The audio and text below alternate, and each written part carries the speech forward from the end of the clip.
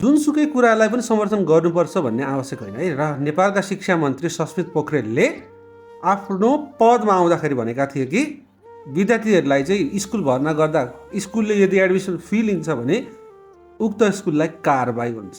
तर अहिले खुलेआम रूपमा चाहिँ देशका विभिन्न स्थानमा स्कुलहरूले बोर्डिङहरूले चाहिँ एडमिसन फी लिइरहेका छन् र कसैले महँगो एडमिसन फी पनि लिइरहेका छन् र शिक्षा मन्त्रालयले केही पनि गर्न सकेको छैन। यदि गर्न सकिँदैन भने यसरी सपना किन देखाउने भन्ने कुरा चाहिँ मुख्य कुरा हो। र अर्को एउटा राम्रो खबर भनेको चाहिँ माध्यमिक तहसम्म चाहिँ निःशुल्क शिक्षा भन्ने हिजो कुरा आइरहेको छ। अब यो पनि कुन लेभलसम्म कार्यान्वयन हुन्छ यसमा हेर्न आवश्यक छ।